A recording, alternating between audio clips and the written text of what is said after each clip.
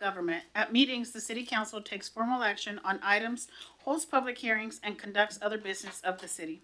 Agenda packets are available on the City of Pasco's website at www.pasco.wa.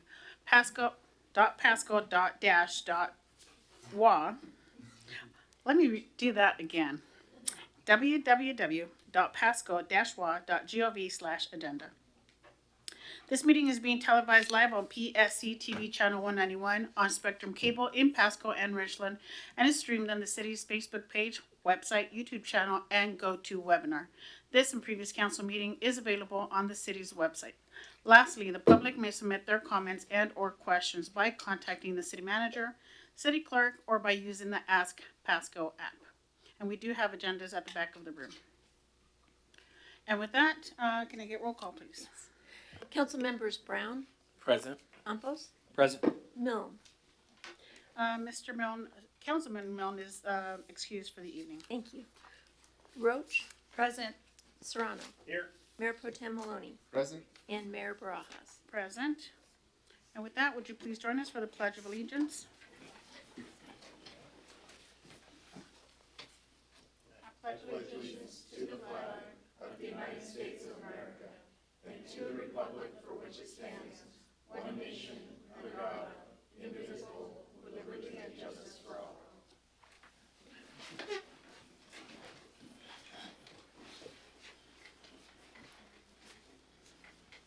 Thank you for that. And moving on to our next item on the agenda,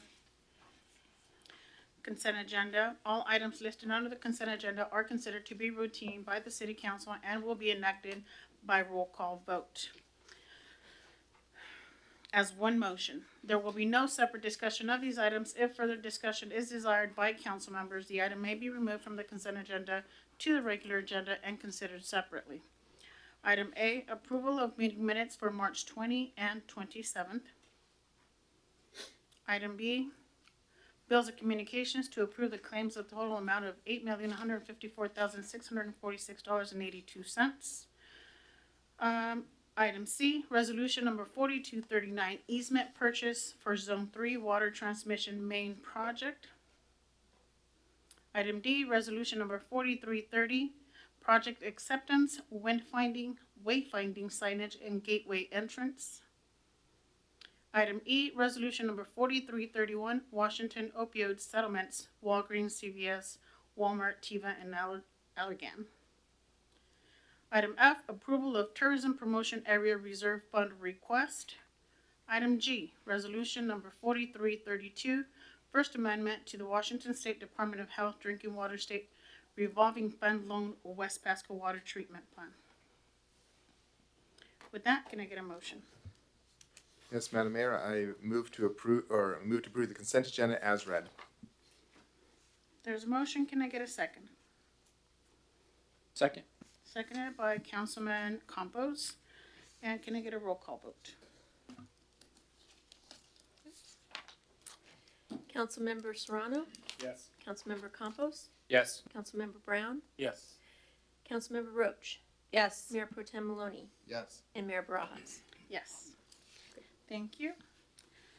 And going on to our next item on the agenda, proclamations and acknowledgements.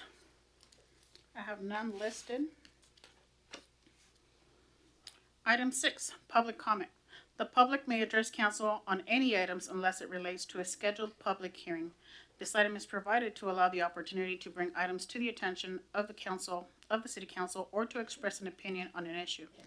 Its purpose is not to provide a venue for debate or for the posing of questions with the expectation of an immediate response. Some questions require consideration by council over time and after a deliberative process with input from a number of different sources. Some questions are best directed to staff members who have access to specific information. Citizen comments will normally be limited to 3 minutes each by the mayor. Those with lengthy messages are invited to summarize their comments and or submit written information for consideration by the council outside of formal meetings. Before we start with the public comment, I will hand it over to Ms. Debbie to keep track of time. She will give you a notification when you are 15 seconds to your 3-minute mark. At that point, please help me avoid interrupting you by keeping track of your 3 minutes. Does anyone wish to approach council with any comments or questions? Go ahead. If you could please state your name and address for the record. Right up here to the microphone, and you need to turn on the mic. Thank you. Hello, everyone. My name is Tracy Dial. I know I'm getting a lot of side eyes. Why is a journalist here? What's on the agenda? But I am here in my official taco talker capacity for the Pasco Taco Crawl. I'm inviting everyone to come join us. If you are unaware of what the Pasco Taco Crawl is, it is the most delicious fundraiser in the Tri-Cities. It starts on April 21st and goes through May 6th this year. So you have 16 days to eat 20 tacos for the very good price of just $32. All of the money that we've raised over the last 6 years of this event has been tens of thousands of dollars that we give to the Boys and Girls Clubs of Benton and Franklin counties. And it's a dual mission with the Pasco Taco Crawl. We're also trying to get people to come into East Pasco who maybe otherwise wouldn't. And also, oftentimes, those people are repeat customers to our small businesses. I know just last week, Pals Inferno was in here speaking to you guys as part of the Downtown Pasco Development Authority. And they are actually a first-time Pasco Taco Crawl vendor this year. So tickets are on sale now, and they're selling like hotcakes, or tacos, if you will. Some of you have helped start the Pasco Taco Crawl. Some have attended before. Some have said they would and didn't. You know who you are. So this year, I hope you'll all join us and tell all of your friends. All you guys too. Thank you. Thank you. Anyone else wish to address council? Go ahead. Please state your name and address for the record. Cool, is it up? Cool. Okay, good evening, Mayor Barajas and Pasco City Council members. My name is Josh Fay. I'm a representative for the Carpenters Union Local 59 here out of Kennewick. And I have a prepared statement regarding tax fraud in the construction industry. It is estimated that construction tax fraud is responsible for cheating communities out of $8.4 billion in tax revenue each year.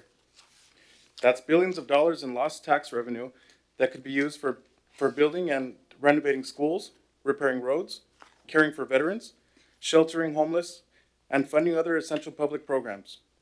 The prevalence of construction industry tax fraud has reached crisis levels and must be stopped. This April 10th through the 18th, Carpenters Local 59 out of Spokane and the United Brotherhood of Carpenters are taking part in the National Tax Fraud Days of Action. This is a week-long series of events to raise awareness about construction industry tax fraud.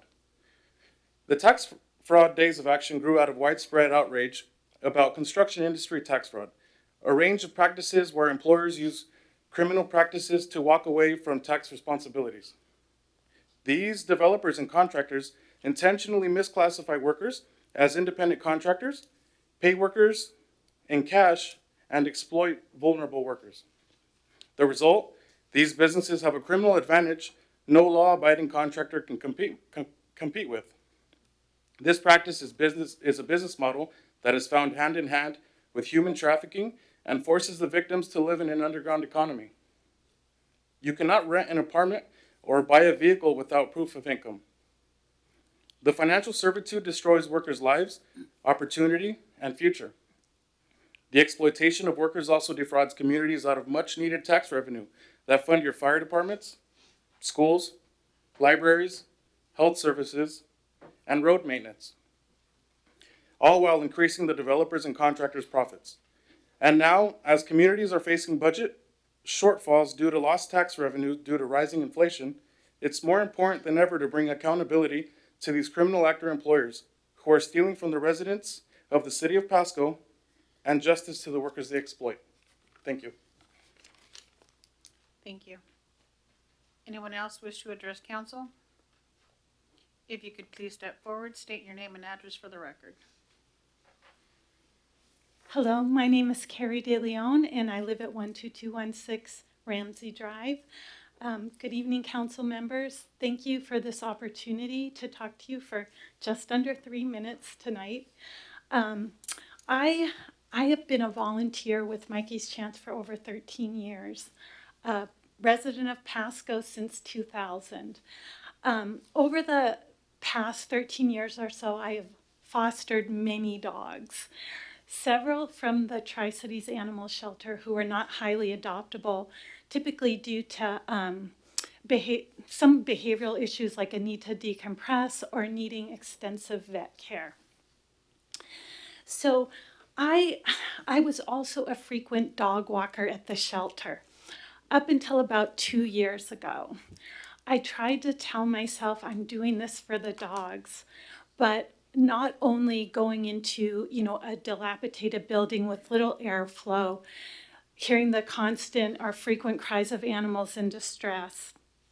It was just too distressing to hear about the mistrust of the management and the turmoil in the turnover. So I decided a couple of years ago that I needed to distance myself a little bit for my own mental health and put my energy into my rescue work with Mikey's. So the reason I'm talking to you tonight is there have been so many wake-up calls, as you know. The $300,000 donation that ended up being used for personal use in 2021 by the management of the shelter, the loss of many dedicated volunteer walkers in recent months, the constant turnover in management, animals being turned away, and dogs unnecessarily being euthanized. Please, we need an independent advisory board now more than ever. This will provide the transparency that is essential to rebuild trust and to provide our community with a shelter that we can be proud of. Thank you. Thank you. Anyone else wish to approach the council?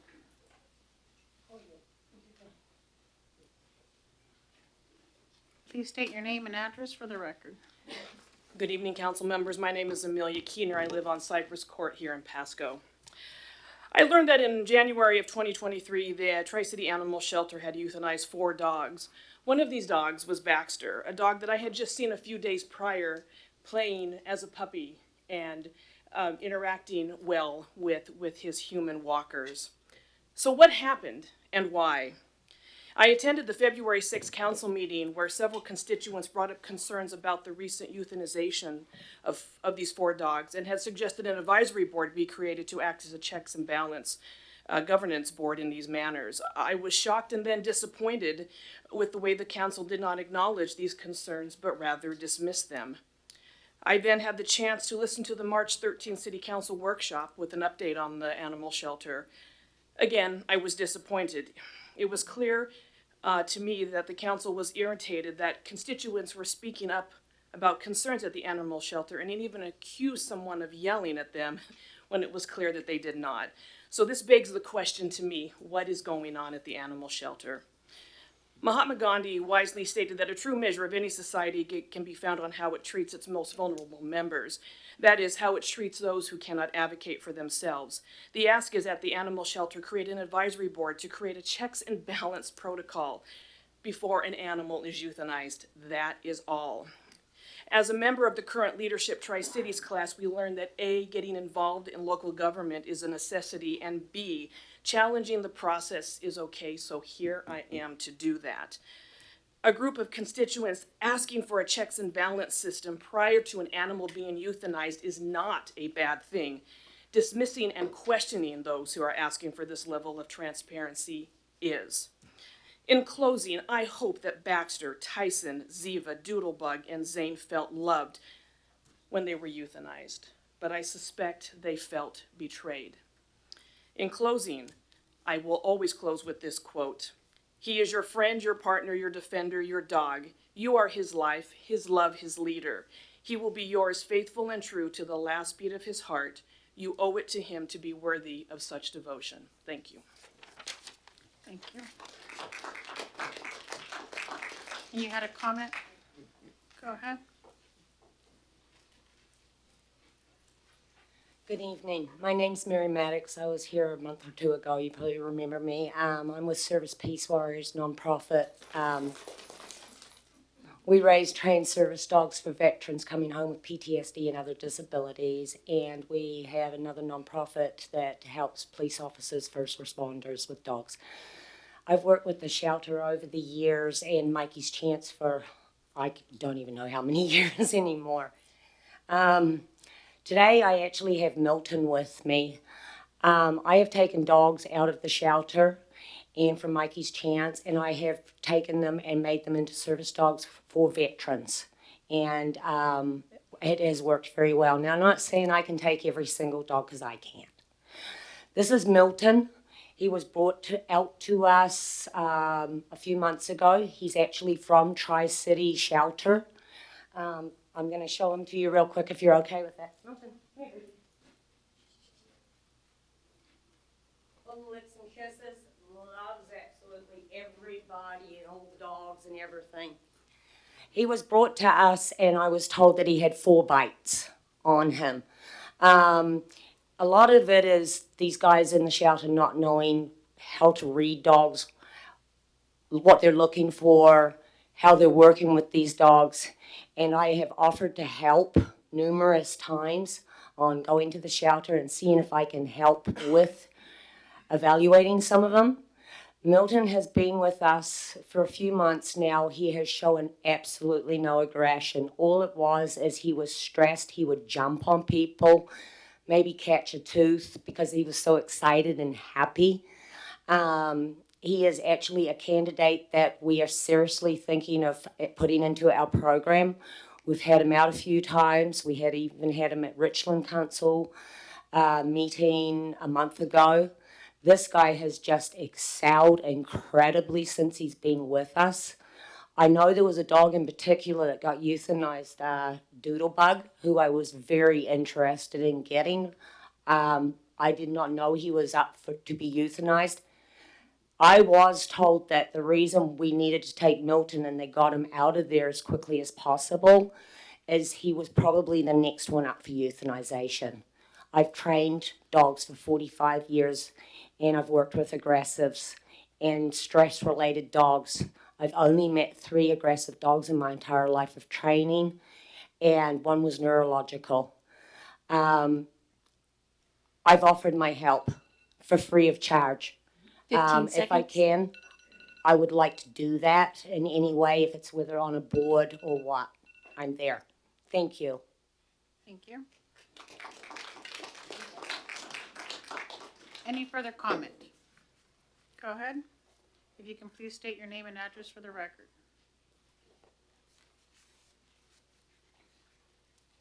Members of the council, appreciate the time. I'm Brian Marino. I live over on Austin Drive here in Pasco. And going back to our interaction since January, I feel that there is one story that hasn't been shared so far with this group, and that's actually our mayor's. I think in our first interaction, you told us about how you went to the shelter and you met an animal and you wound up adopting an animal. Is that correct? That is correct.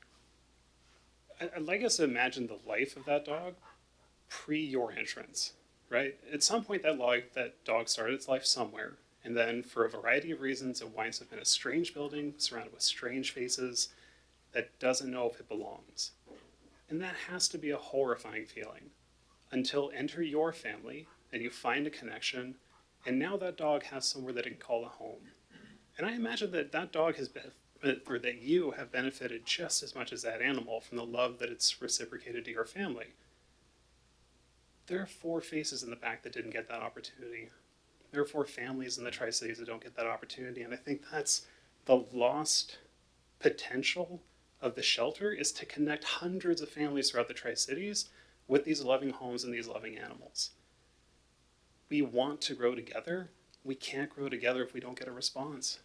If we can't have a coffee neighbor to neighbor and talk through your mental models and ours, figure out where they're different and be constructive on how we work together and all improve as a community, that's the goal. But we have to talk.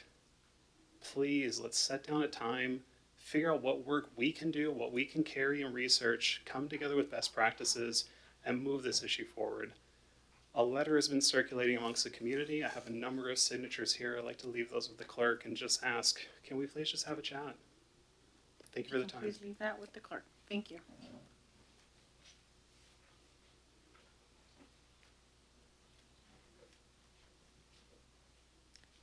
Councilman Campos, you have a comment or a question? Madam Mayor, thank you. I feel like it's important that we address some of these concerns right now. this has typically not been the avenue to address your guys' concerns.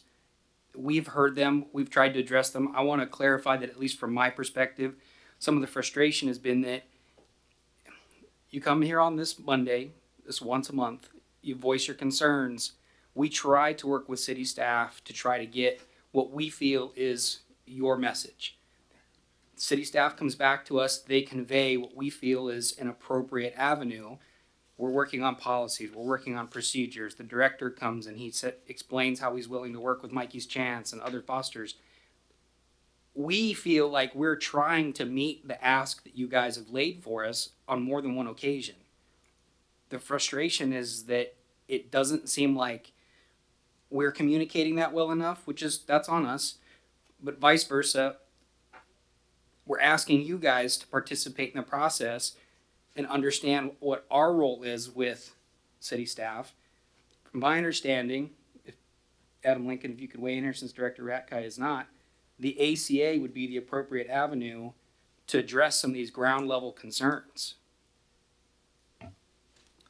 Yeah, the Mayor and Council, the message that was delivered to Council last week was the ACA's reformatting their meetings to try and do a better job of actually accommodating a lot of the requests that are coming before you.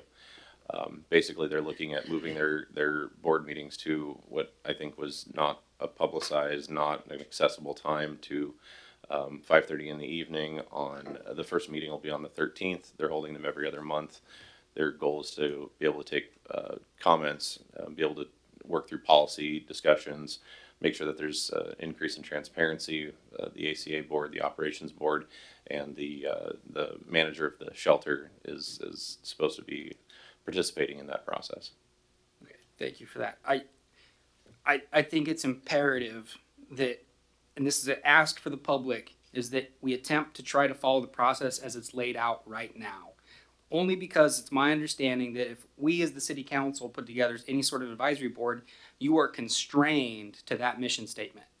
Right now, there's no constraints. You can go as the public just as you are right now. All I'm asking is that if we want to have a conversation, meet us halfway, try the process at the ACA, see if it works for you guys. If it doesn't, I think the rest of the council is willing to try to approach that again. At our workshop meeting, we have our city council goals listed in the back, and public safety, animals fall under that, but it's we have a lot of heavy lifting, and it's not that we don't care about these animals. Look, my dog's at home, and I hardly see him at all throughout the week. I absolutely adore that guy, and it's tough for me to leave him 12 hours a day at home and then come to these. The fact is, we care about the animals. It's just, we think we're doing the right things for you guys, and it doesn't feel like we're meeting your goals. What I'm picking out is you have a very specific ask and want, and you will not be satisfied until you get that. What I'm asking is, before we get to that avenue, try to meet and follow through the process. That's all. Thank you. Go ahead.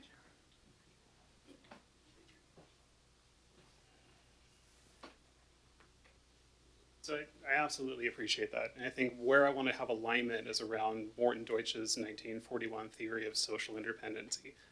If we start out the conversation in these orientations of either being competitive, where we see this as resources and grabbing, or that the actors in this don't have the same needs in mind or the same aims, we're not going to get anywhere. And I think that's where we're off on the wrong foot with the ACA. According to the interlocal agreement, the ACA is acting as the management committee, right? The designees from the city managers being Commander Maynard, Commander Neer, and then Director Rakai. Do we know what their understanding of their roles and responsibilities are?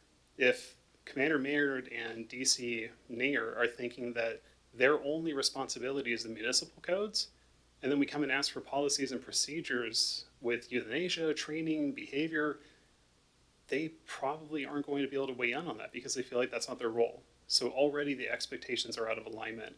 Bringing 30 people into that meeting to give them a whole host of things that they see isn't actually their scope, because I don't think we have strong clarity of the interlocal agreement and the expectations of that management committee, puts us on rocky foundation. So I think yes, transparency is important, but also just an email back saying, let's spend an hour talking about our understanding first. That's the ask. Adam, like, can't we just sit down and talk and say, hey, help me understand your mental model. Let's figure out what our perceptions are, and then where do we start chipping away at this? I just add, yeah, thank you. I think all the city managers understand the role of the ILA and the operations of the shelter, and that the policies and procedures certainly fall under that. So the 3 city managers have prepped their staff that the conversation needs to be a holistic one that needs to be focused on all the things that you just mentioned. It shouldn't be we're just listening to check a box. Absolutely. Sure. Yeah. Right. Appreciate that. You bet. Thank you. Madam Mayor, just very briefly, on that note, for everybody who's here tonight that has compassion about this issue, I ask that you pay attention to the agenda. You can get notifications through the city clerk that anytime the Tri-City Animal Shelter is discussed, not just on these public forums, when we hold workshop meetings, show up to those as well, please. That gives you a little bit more time. Often the mayor will open up the floor for interaction. Again, this is not typically the avenue where we respond, as Madam Mayor eloquently put in as the script reads. Please try to attend the workshops if this comes up again. That's going to be the best way for us to understand and get a feel for temperature on anything the staff reports up to us. So, thank you. Would you like to approach? May I speak from here, just because it's hard for me to stand up? Is there a microphone, John, that we can give the lady? Just to make sure that we get your comments recorded and it's loud enough.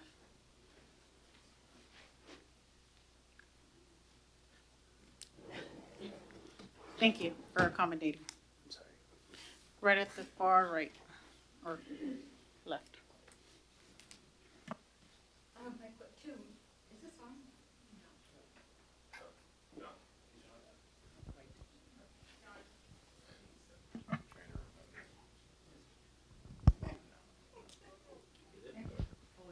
Is it on now? Yay!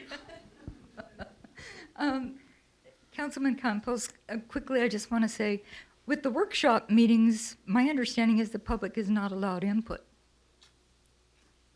That is correct. Yeah, but you want us to show up. So here's the exception there. Sometimes when the group is large enough, I'll make an exception to allow comment, to allow you the space and time. But before we go into further discussion, before I pass it over to comment for Councilman Campos, if you could please state your name and address for the record. Yes, Judy Nelson, Pheasant Lane, West Richland. Thank you. Councilman Campos, you had a comment? No, just again, it's really up to the mayor's discretion, and I think the rest of the council we will often open it up. Again, this avenue we typically don't.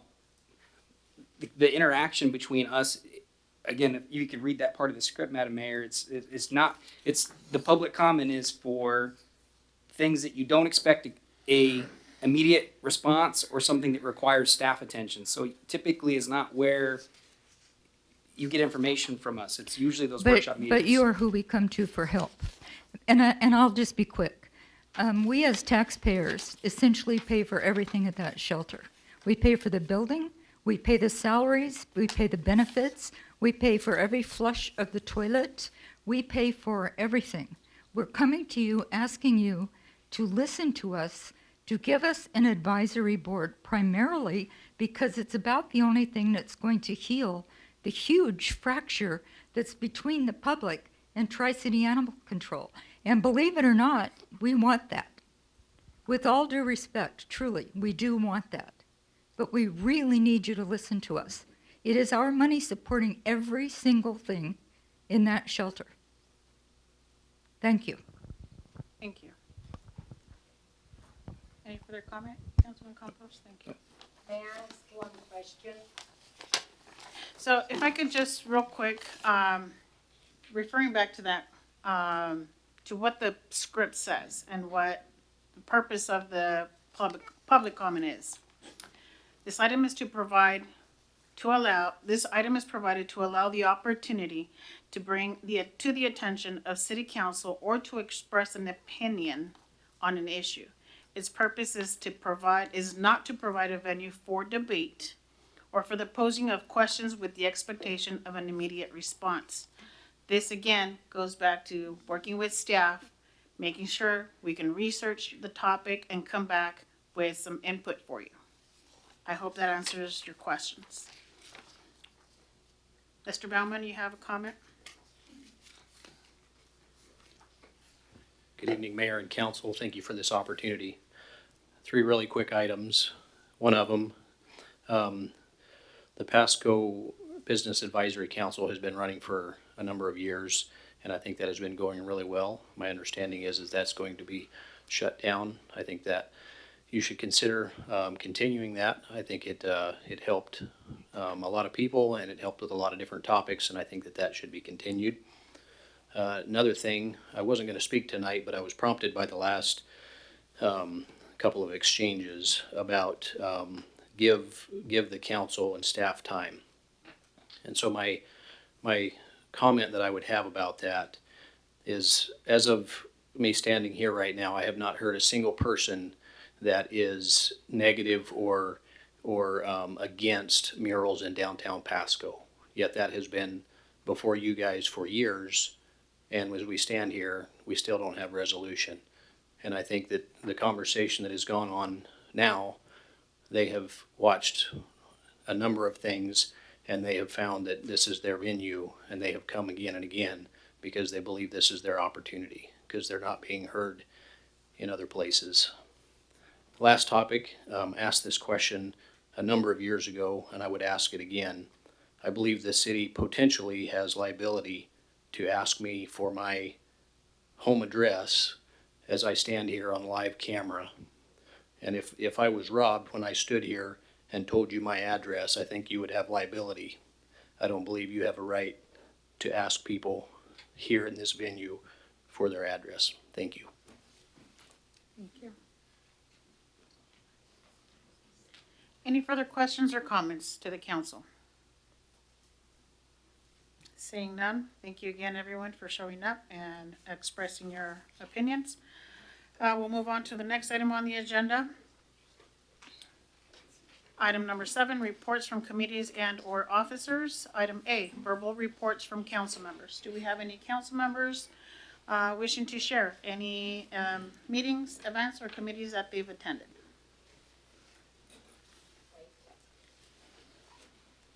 Seeing none, we'll move on to our next item on the agenda, item 7B, General Fund Monthly Report, Director Buckley. Good evening, Mayor and council members. Tonight is part of your packet, and I'm determined that I'm going to work on something to put up on the screen for you next time, but I had a little trouble.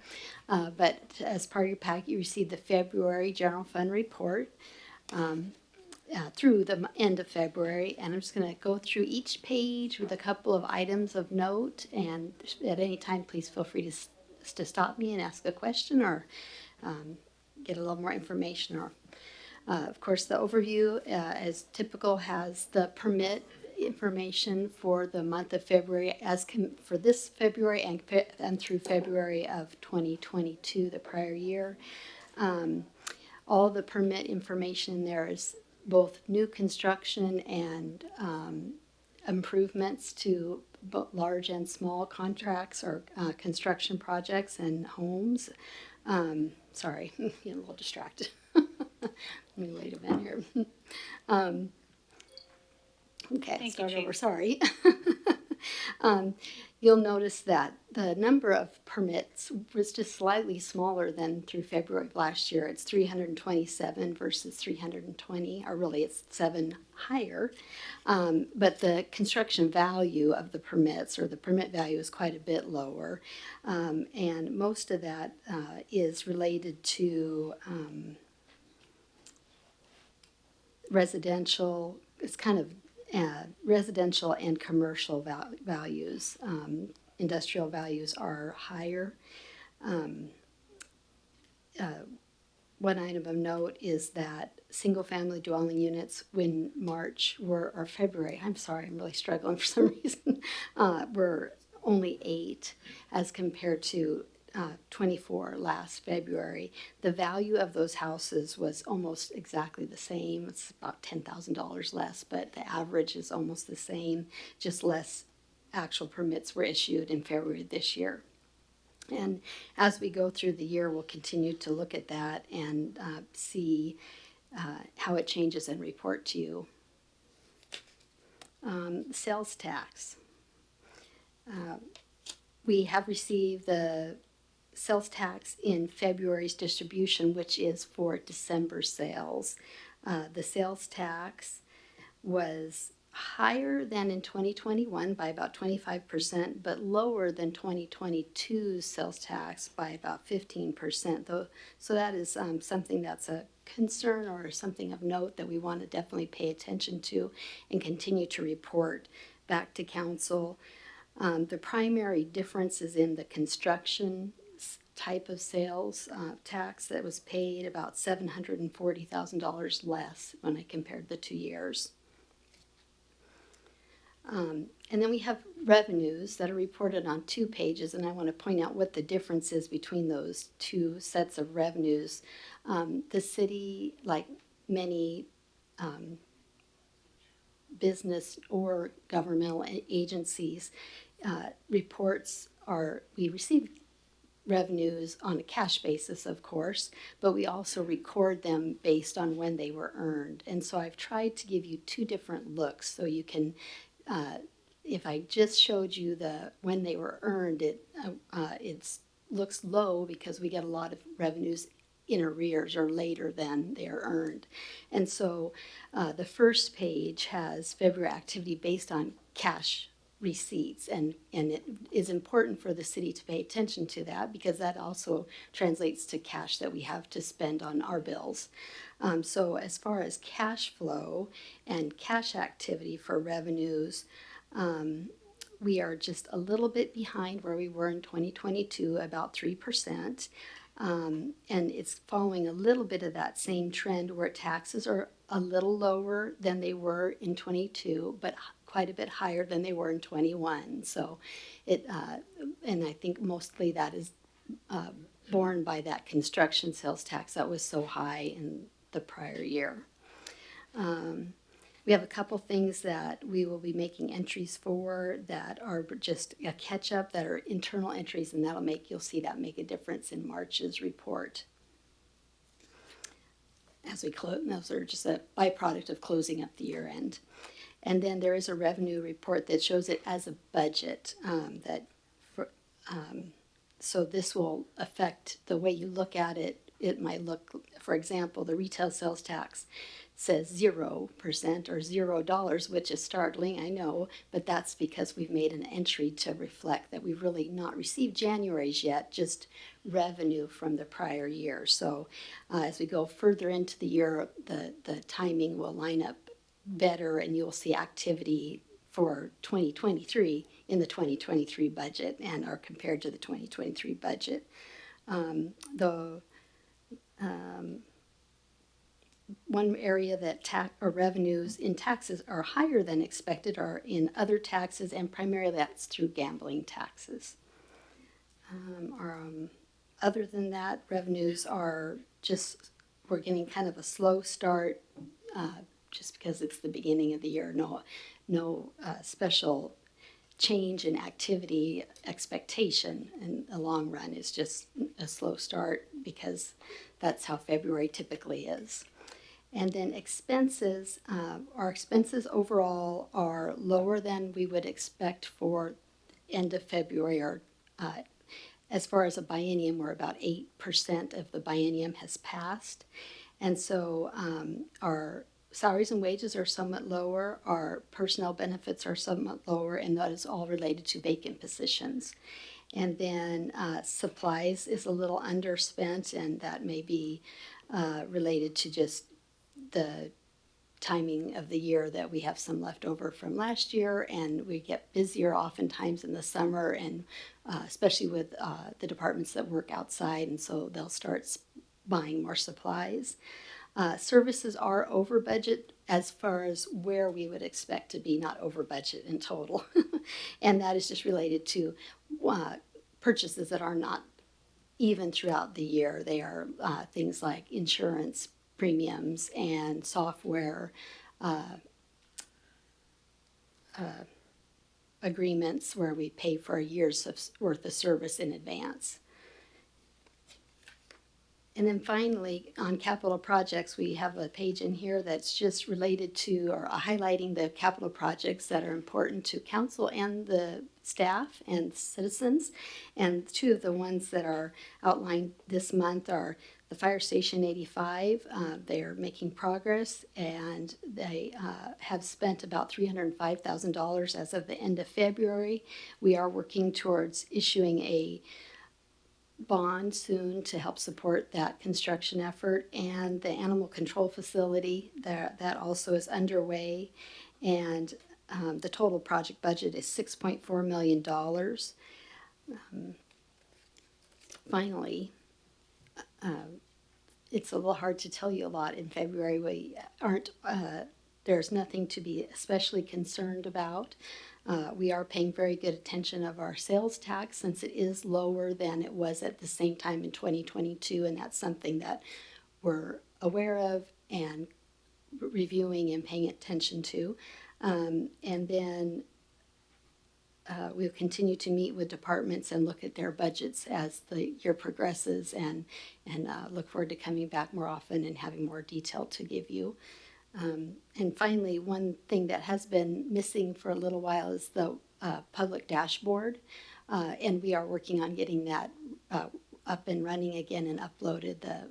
We had a change in staffing that made it hard to do that, but just today I met with a staff member that's able to help us get it available, so we're looking forward to that change. And please forgive me for my hard start there. I got a little lost and couldn't get back on track, so thank you. I apologize. I should have called a little break. It's okay. To allow you time. Thank you for that, Director Buckley. Do we have any questions of Ms. Buckley? Comments? Thank you again. Thank you. Moving on to our next item on the agenda, item 8. Hearings and council action on ordinances and resolutions relating thereto. We do actually have a public hearing and ordinance number 4646, Jubilee Foundation right-of-way vacation.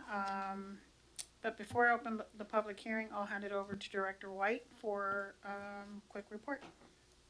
Thank you, Madam Mayor and Council. This is a proposed vacation of street and alley rights-of-way located east of Heritage Boulevard and on the north side of A Street. It was continued from several meetings back in February. And as noted in the agenda report, the applicant has submitted a revised preliminary plat for future hearing examiner consideration and has discussed with neighboring property owners the details of that submittal and the details of the vacation request. So once the hearing examiner receives the preliminary plat application, the rights of way configuration will be conditioned by staff, at least a recommended condition by staff, to offer replacement at today's city standards. So staff would recommend approval of this proposed vacation ordinance. Thank you for that. Does council have any questions or comments of staff? Mayor Pro Tem Maloney. Thank you, Mayor Barajas. Director White, when this has come up before us, one of the questions was that whether we could vacate it without a substitute right-of-way being granted to the city in exchange per condition number 4. And I think if I understand correctly, I'm just trying to summarize this, and if I get this wrong, please jump in and correct me, either Mr. Ferguson or Director White either. My understanding is that by holding into the, as a condition of plat approval, that right-of-way will be granted, that will meet that condition. Is that a correct statement? Am I understanding that correctly? That's my perspective, Councilman Maloney, yes. Okay. Because I don't think we had any specific issue with the concept of it, but the timing and making sure that all the boxes were checked for something I was very concerned and very confused by last time. So we feel that that's all cleaned up now, that we are consistent. Yes. Great, that's all my own question, thank you. Okay. Any further questions or comments? And with that, this hearing is officially open, and I do actually have a public comment from Rachel Roskally. I believe, Madam Mayor, she's on for a upcoming agenda item. Okay. All right, so not on this one.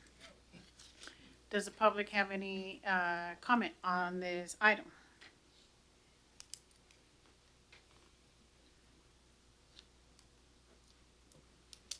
Thank you again, Mayor and Council. I am here representing the owner, and if you do have any questions, I would be happy to try to answer those.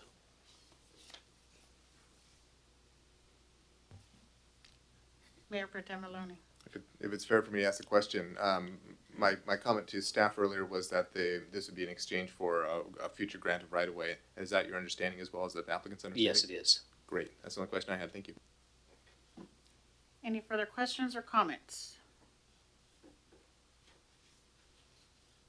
Second call for questions or comments. Third and final call for questions or comments. Hearing none or seeing none, this hearing is officially closed, and may I get a motion? Yes, Mayor Barajas, I move to approve ordinance number 4646, vacating rights-of-way in Washington addition to Pasco in the vicinity of East A Street and East Helena Street in Pasco, and further authorize publication by summary only. There's a motion. Can I get a second? Second.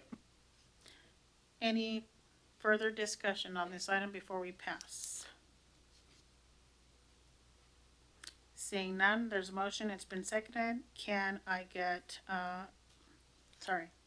all those in favor say aye. Aye. Aye. Any opposed? We're confused there. So it passes unanimously. Thank you for that. We do move on to next item on the agenda.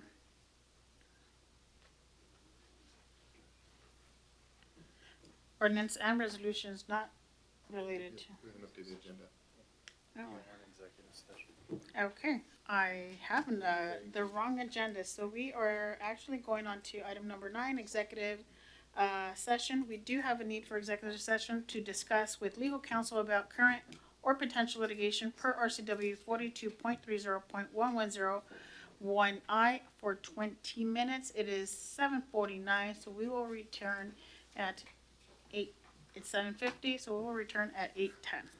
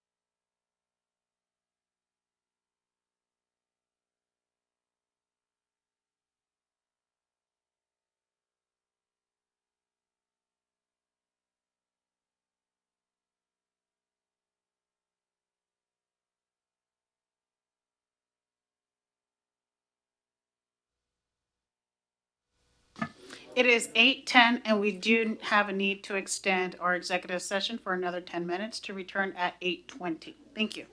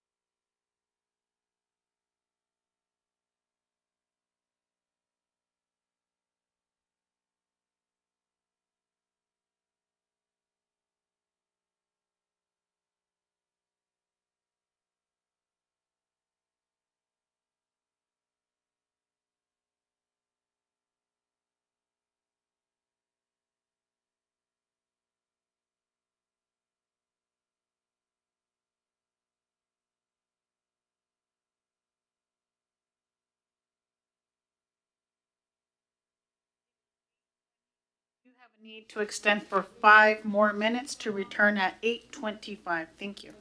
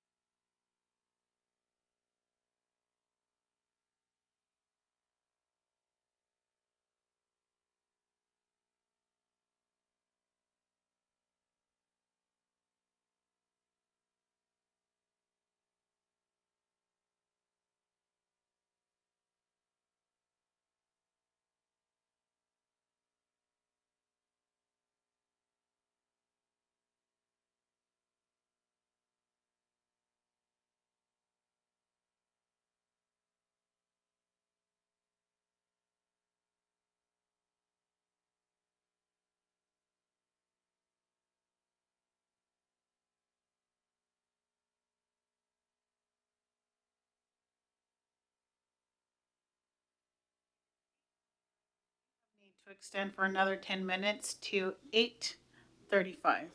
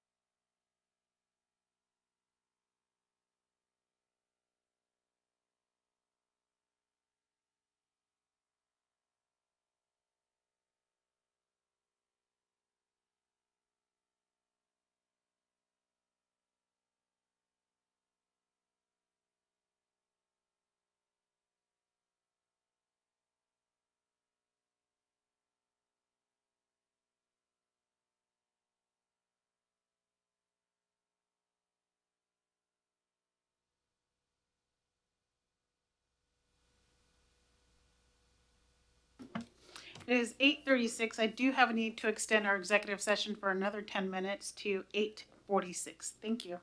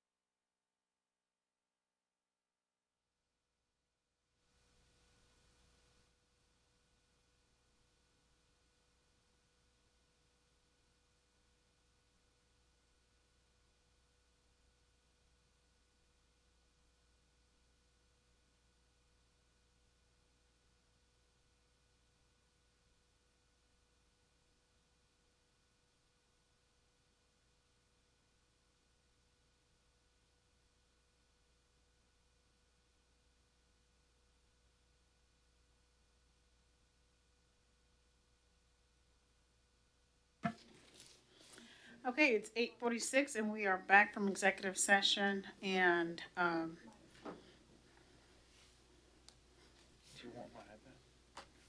I'm an item. 10, ordinance number 4647. Okay. I apologize, I had to update my agenda. So we are back on track. Moving on to item number 10, ordinances and resolutions not related to hearings. Item 10A, ordinance number 4647 and resolution number 4333, budget amendment and Solstice lift station of Force Main agreement. Director White. Thank you, Madam Mayor. I'll just turn this over to City Engineer John Bidborick. Thank you. Good evening. I'm here presenting a budget amendment and ordinance to authorize the city manager to enter an agreement with Polish Homes for a regional lift station. Their subdivision needed a lift station in order to provide sewer service for their development, and the city saw the opportunity to have a regional facility installed, and so negotiated the upsize cost, essentially the cost to make the lift station larger to serve the needs of the city, not just the developer. And those costs are represented in your agenda packet. And so we're here tonight to do the budget adjustment. The budget had been allocated in the 2021-2022 budget cycle for this project. And that was not carried over into the current budget, and those funds went back into the utility fund. And so the budget amendment is essentially to take those back out and put them back towards the project they were intended for originally. Are there any questions? Do we have any questions, comments from council? Looks like we don't have any questions or comments from council. With no questions from council, can I get a motion? Yes, Mayor Barajas. I move to adopt ordinance number 4647, amending the 2023-2024 capital projects budget, ordinance number 4620, by providing supplement thereto, to provide additional appropriation in the city's sewer fund and further authorize the publication by summary only. There's a motion. And I'll second that. And seconded by Councilwoman Roach. All those in favor say aye. Aye. Any opposed? And it passes unanimously. Thank you. I move to approve resolution number 4333, authorizing the city manager to execute a utility extension agreement with Polish Homes at Solstice LLC for the procurement and installation of a sewer lift station and the associated force main. There's a motion. And I will second that. Seconded by Councilwoman Roach. All those in favor say aye. Aye. Any opposed? And again, it passes unanimously. Thank you for that. And before we move on to item B, 10B, council needs to take a brief 5-minute break. So we'll return at 8:55.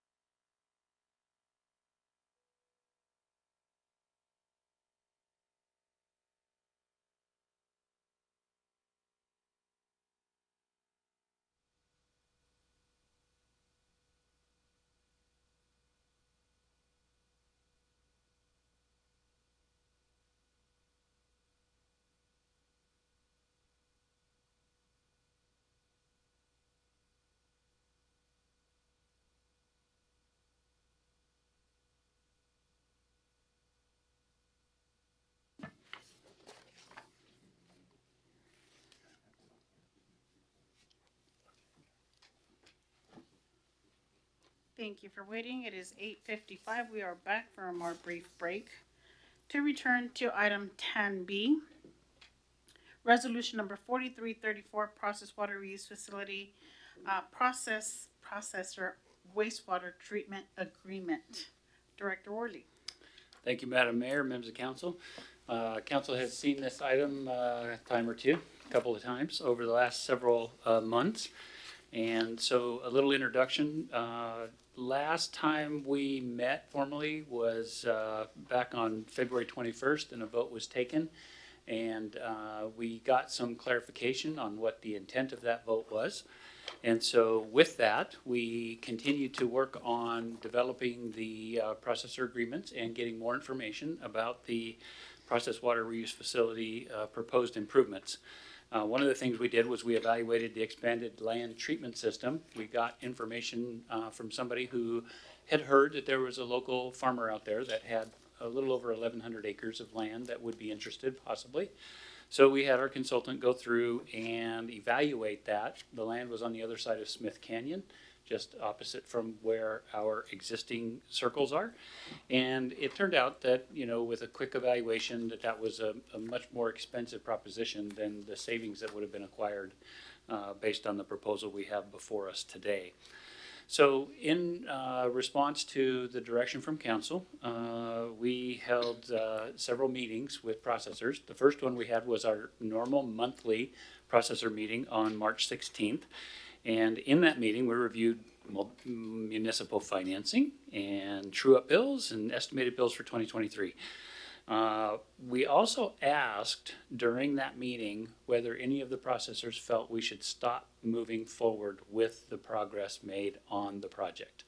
And nobody answered. So we took that as nobody felt like we should stop moving forward. Some of the processors indicated that, you know, they kind of feel like they were backed into a corner. They didn't have any other choice. They feel like we didn't look at enough other options. We've looked at as many options as had been presented to us so far. And so we feel like we've done that. We further went on and met with other processors. We met with Reesers on March 22nd. Rob was here, but he's not now. We met with Grimway on March 24th, and Leonard's here. We met with Simplot on March 30th, and we met with Pasco Processing and Freeze Pack on March 30th. And during all of those meetings, we gave a lot of additional clarification on the direction the city was going with the project. I think there was a lot of misunderstanding. So we clarified a lot of that. And then we talked about the different elements of the agreements, both the Burnham agreement and the processor agreement. And we felt really good coming out of those meetings, most of the meetings. And so we ended up making some changes to the processor agreement and to the Burnham agreements a little bit. Tried to address the comments that we received during the meetings with the processors. We still believe that there are some changes that are needed. The agreements that are in your packet just went out to processors this morning. That was my bad. I should have sent those out last Friday as soon as they went into the council packet. So I apologize to all the processors for that. They have not had a whole lot of time to review it since they just received it this morning. And as a result of that, you have received 2 letters that we got from Simplot and from Grimway, both expressing concern about the short time period that they've been given. I tried to explain that we are looking to move forward, but still have opportunities to make changes to accommodate the issues that we talked about during our meetings with each of the processors. And so with that, I'd be happy to answer any questions that council might have. Thank you, Director Steve, for that brief report. Do we have any questions or comments from council members? Mayor Pro Tem Maloney. Thank you.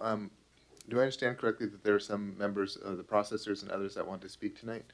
Yes, I believe there is. I think Ms. Ross Kelly is online with Simplot, and Leonard's here from Grimway, but I've encouraged him to speak because, you know, he's a great public speaker and all, but he can choose to do what he would like.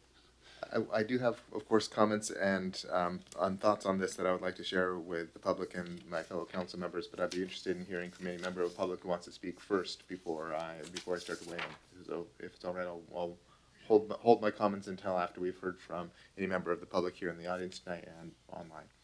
Thank you. Mr. Grimwood, would you like to make a statement? Not right now. I mean, Okay. it's in the hands of our upper management and our engineer department right now. Thank you. And then Thank you, on- appreciate that. Do we have any questions or comments from any council members? Is Ms. Ross Kelly still online? Ms. Ross Kelly, you seem to be self-muted. Yes, I'm still here.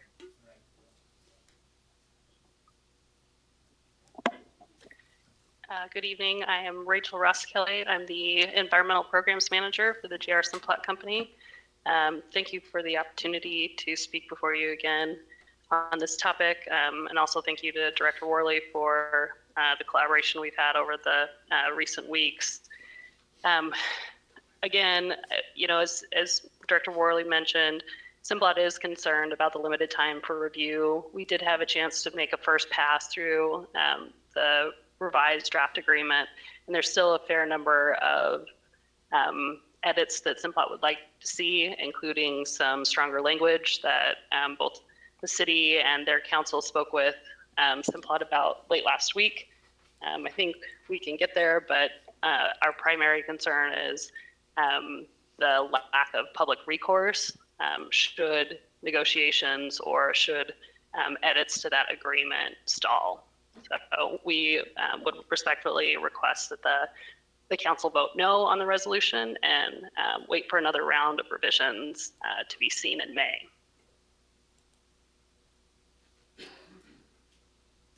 Thank you. Do we have any questions or comments from council?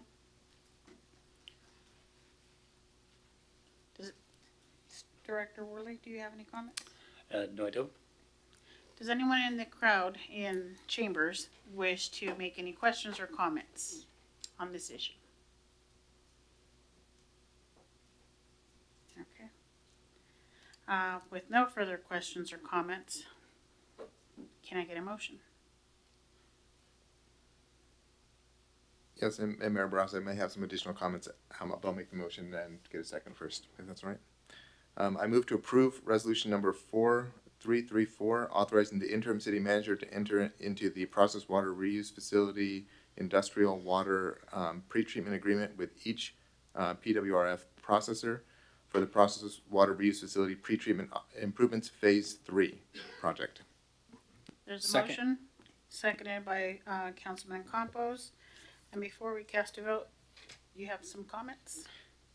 Yes, I think when this came before us last time, I was very much interested in making sure that we as a council held on to and we're not ready to delegate our authority. That's the reason why I chose to vote in opposition to this matter when it came up before, as opposed to being specifically concerned about any particular piece of content of this. After the work that has been done by staff and the changes that have been made and the increased time and partnership, I am now feeling very comfortable, willing to delegate the authority to staff to finish out the negotiations, understanding that, as our former city manager used to say, any given Monday, 4 of us can choose to fire the city manager. The idea that there's somehow a lack of public accountability just because we are delegating authority is simply not the case. And so if there's any particular concern that we as council are not interested in continuing to receive emails, being well informed by staff, I think that would be a misunderstanding of both our position and our interest in this matter. So yeah, I guess the short answer is I feel comfortable delegating this authority at this time, and we'll continue to hold our staff accountable. So that's my thoughts. Any further comments? Just one comment for me, and that, you know, I was back in February when this item came forward to us as a council, was wanting at that time to delegate to city staff that responsibility. despite the comments that were brought forward to us in public. But since then, I would say kudos do go to Public Works Director for meeting with Research, Grimway, Simplot, Pasco Processing, putting to rest some of the fears and concerns that did come up. And I can't rattle them all off by memory, but I want to say thank you for doing that. And so I'm feeling pretty good about this. Thank you. Any further comments? There's a motion. It's been seconded. Can I get, all those in favor, say aye. Aye. Aye. Any opposed? And it passes unanimously. Thank you. With that, moving on to our next item on the agenda, 10C, Resolution Number 4335, Burnham Wastewater Treatment Agreement Process Water Reuse Facility Pre-Treatment Improvement Phase 3 Project. And Director Worley again. Thank you again, Madam Mayor and council members. This is the agreement that the city would enter into with Burnham for the Phase 3 project at the Process Water Reuse Facility. Since council last saw this, there have been several folks who have gone through and re-reviewed the agreement. Myself, I went through it and edited it based on what we know today. And we explained this to some of our processors as well. And the idea was that when the original draft was created, we had a lot of unknowns at the time. And so fast forward to where we are today, we went through it and updated it based on where we sit and what we know today, which is quite a bit more than we had before. So there are still a couple of other minor tweaks, I think, that we're going to want to make before we get it finally executed. Burnham has been great to work with. They have been very willing to address the concerns that we've had. They understand the concerns that the processors have and are willing to do as much as they can to help make that work. They are very committed to this project, and we just think it would be a great opportunity for the region to continue on with this. So with that, I'd be happy to answer any questions. Thank you for your report. Do we have any questions or comments from council? Mayor Pro Tem Maloney? Thank you, Mayor Barajas, and thank you, Director Worley, for the introductory comments. I was just going to ask if there was any member of public that was planning on speaking to this item.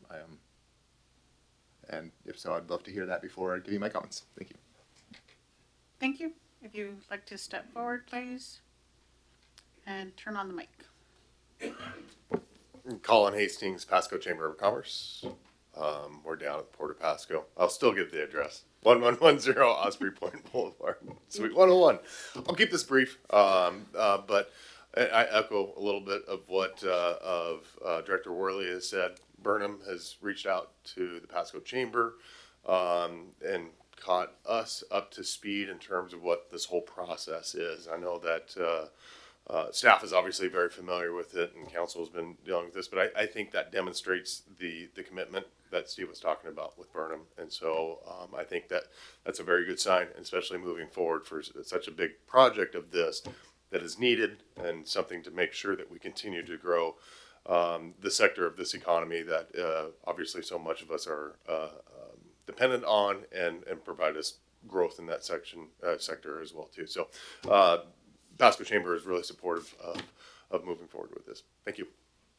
Do we have any questions or comments from anyone else? Any comment from Chambers? Any comment from Chambers? I was not on speaker. Councilman Serrano. Yeah, I think I'm going to drive these at Mr. Ferguson. There are a couple things that in reviewing specifically Section 8. Councilmember Serrano, if it would be okay, I was planning on kind of laying out the groundwork and then walking you through the major terms, and then if we want to circle back to that, would that be? Yeah, would that be works for okay? me. Okay, great. All right, so just so we're all clear, this is a a nuanced contract. This is something that, I mean, that goes without saying. I mean, when something's 90 pages, it's pretty nuanced. But we're under a specific statute that's called the Water Pollution Control Act, which allows the city to enter a contract like this for a service agreement to either build, operate, or all of the above: build, operate, own, all of these different opportunities with a quote service provider. That's unique in the sense that it will, what is typically a municipal facility will be owned and operated by a private entity and be providing a service to the public. So with that being said, it will be, there are some specific, specific provisions in the statute that will be required to meet. One was which we had to have a public hearing, which we did. We've gone through that process, and there's several things that are required with this agreement that are required to be contained within the agreement. Some notable things in the statute are that it must there must be an opportunity for the municipality to repurchase the facility at fair market value. There's a Department of Ecology requirement that the agreement, service provider agreement, had to be reviewed by Department of Ecology, which has taken place. There's some findings that have to be made if you were to move forward on that, and those are in the resolution. And then finally, there is some performance bond guarantees that must be in the agreement, either as it's defined as project performance bonds or other security, provided by the service provider. So those are always, all those things are going to be things that if council decides to move forward, that they're going to have to find as part of the resolution. The most notable is that it will, the written findings after holding a public hearing, that the council will have to find that it is in the public interest to enter into the service agreement, and that the service agreement is financially sound and advantageous compared to other methods. That will be the standard by which the agreement's judged, and you'll have to move forward and find that. So this is a unique process. We don't normally go through these types of process with contracts, but that's because this is, while a public facility, the public is contributing the lion's share to this public facility, or this facility that will be run by a private operator. This won't be publicly bid, so that's why we have all these extra layers that we have to go through with the statute, excuse me. So with that being said, if you could turn just real quick, I know it's late and this will really wake you up, but I do want to go through a few items. The term on page 3 of the agreement, if you can find the agreement in your packets there. The term, the initial term is 30 years. There is a potential extension for 2 5-year periods, extensions, so potential up to 40 years, which is the maximum allowed under the statute. You can't do anything longer than that. Move on over to page 5. You'll see that there's some gross wind nitrogen reduction process performance guarantees. That's where the nitrogen removal portion, where there'll be some guarantees from the process that we use to try to remove the nitrogen. Further down, item J on page 5 there, it refers to the prevailing wage requirement. Prevailing wage, even though it won't be a publicly bid contract, it will have to comply with prevailing wage. So that's there. And then K is also the reference, the previously aforementioned reference to the performance bond. And I do want to essentially highlight that for just a second, because what this agreement is doing is not providing a performance bond, but it's providing the quote other security. So that's why it's referred to as the optional performance bond. That language has been drafted to make sure that if and when there is a time that certain the city believes that a performance bond is necessary, there's a process that will be engaged for the parties, and they will then acquire that performance bond. So that's the quote other security that is being provided in the agreement that we think satisfies that statutory requirement. Skip on over to page 6. Talks about the what happens if payment we fail to make payment. The 12% per annum. Let's see. Where am I at there? Oh, I'm sorry. That's the, excuse me, that's the ability to obtain the income, Inflation Tax Reduction Investment Act. Credit, the tax credit, so that's where that's mentioned. Scooting on over to page 8, the nitrogen management, that I believe is where We have the ability, if the nitrogen requirements aren't met, for the contract provider to find another alternative to be able to provide that nitrogen removal. Then we have page 9. This is the 12% per annum, so any payments that fail to be made, you would be required to, that's the statutory maximum 12% per annum requirement for failure to make any payment that you would be subjected to. The page 10 refers to the city option to acquire a system at fair market value. Now that starts on page 10 and it goes pretty much until page 14, I believe. 14. So that's a very involved process, and that was a huge portion of the negotiations with regard to being able to come up with a system where fair market value could be obtained. And so those provisions are fairly detailed, and I won't drag us all through those. But then moving over to page 18, material breach by Burnham. These will be the options that the city has related to if there is a breach by Burnham, being able to, you would be required to assume the financing of the facility that Burnham has. That would be a basic requirement. Or there is also a right of first refusal if it goes forward with the other provisions of the agreement. The fair market value of section 5.5B through D, those would be, you would essentially, if they go through that process, you would have a right of first refusal. So at that point, moving over to 8, this just really talks about the title ownership and risk of loss, transfer, environmental attributes. This is important in the sense that if there was, if Burnham SEV Pasco LLC did go bankrupt, this would be something that would be important, obviously, because it would be owned by Burnham. It would be part of the bankruptcy estate that would be created through any kind of bankruptcy filing by Burnham SEV. Moving on to page 20 is indemnification. Burnham agrees to indemnify, defend, and hold harmless the city. And then we go through all the different nuances of that. And then conversely, 10.2 refers to the indemnification of by the city. So in other words, they indemnify us, we agree to indemnify them. So we're both protected there. But I will say the one thing that is important, and it's important enough because it's assigned separately, is on the bottom of page 23 talks about Title 51 and how that is the L&I statute, and both parties are waiving any immunity for any suits that are filed against the other. That's a big deal because that protection is always implied. So you have to knowingly waive that. So that's why there's an extra place to sign for that. Limitation on liability. This talks about that there won't be any other types of damages. I won't drag us through the different types of damages, but let's just say that you're pretty much giving up all of them without the liquidated damages provision later on in the agreement. Force majeure, which is bottom of page 25, refers to the type of events that would take place. We used to put these in contracts and never even read them, and then COVID-19 happened, and apparently they mean something. So we actually had, it was interesting because this provision was, as we were going through these negotiations, it did mention certain biological and viral events, and so that language had to be amended because obviously a facility like this would have to still own or be operated during an event like that. So then page 26 talks about confidentiality.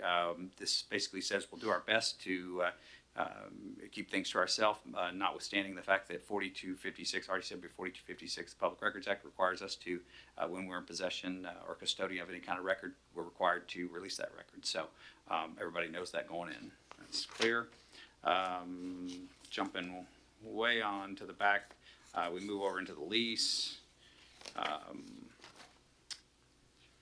Skipping over to page one of the Exhibit F, which talks about the price. The base treatment fee is $1.125 million a month.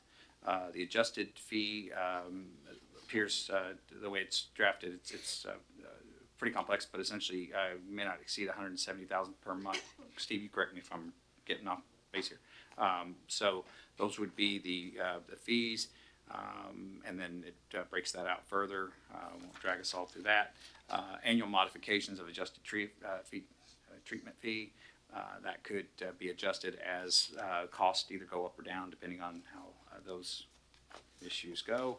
And then moving finally back to page, gosh, I think it's not numbered back there yet. It's page 195 of your packet. It's the basic terms of the lease. One of the other requirements of the statute is that we can lease city property or sell city property, but it has to be at fair market value. So that's why you're seeing an annual $25,000 term for the land on which this facility would be located. So, and then the remainder of the agreement is all related to the requirements for that lease. So with that, hopefully I didn't put anybody to sleep, but that probably cured you from ever wanting to go to law school. So.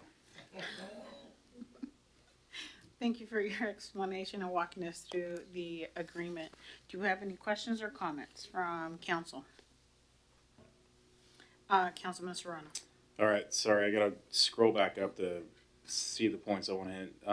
Let's start at page 6, section 3.2. It looks like there's an option where the city could actually receive credit if some early financial performances aren't hit. Can you explain that to me a little bit better? It looked like something about some sort of equity from Burnham's parent company component. Again, that's section 3.2.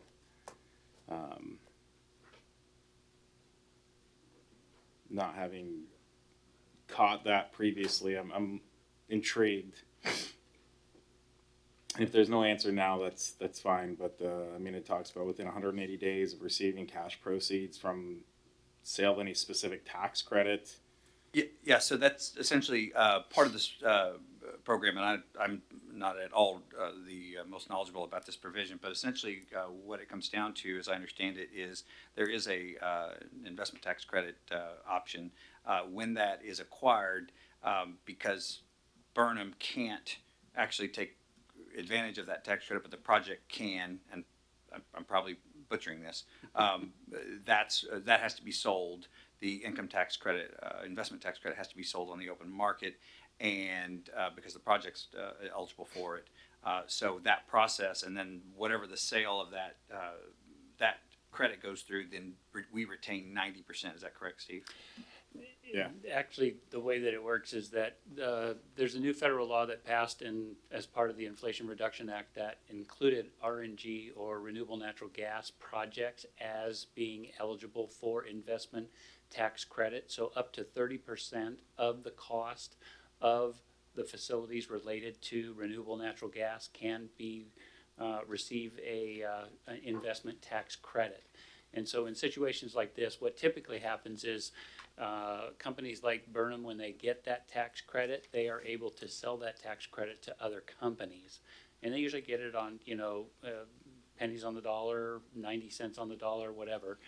And so what this part of the agreement says is that however much Burnham receives by selling that investment tax credit to another company, then we will get 90% of that tax credit back to the project to help offset the cost, and that's figured into the base fee.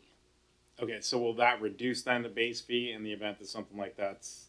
The right now there is an amount, I can't remember the amount, Walker, I don't know if you remember, but there's an amount that's been estimated as to how much that investment tax credit was going to be. It's on the order of $30-40 million. That is already included in the 1.125 per month. Okay, so this doesn't serve as a potential reduction? Unless they get more. Well, right, okay. Yes. That's helpful. I know we have other questions, so I'll try to be quick. I think then one of my primary concerns or questions was in section 8. It's going to be 8.4 and 8.5. The city agrees to transfer all title and interest to carbon credits, greenhouse gases, offsets, green tags, etc. That seemed to be, to me, a very viable way of offsetting additional costs to the city. Is that absolutely out of the option that we would not retain those? That that is still an option. I mentioned earlier that there may still be some minor changes that we make to the agreement, and this is one of them that I have requested. And the idea would be that Burnham receives all of the environmental attribute credits for anything related to the renewable natural gas, and the city would retain it for the nitrogen removal system and the algae associated with that. Now, originally, I think there was a proposal for a 50-50 split on that. I would recommend that we ask for 100% of the credits back on the nitrogen removal system. And Walker Dimmig from SEV is here tonight, and he's, come on up, Walker, and share your knowledge about it.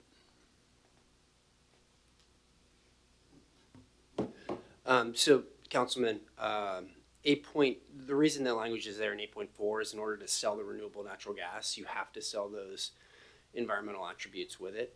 So 8.4 is dealing with that issue, right? That's the RNG cost offset that's coming into the project. So if we don't include those credits with it, it's just natural gas. So that's where that language is there.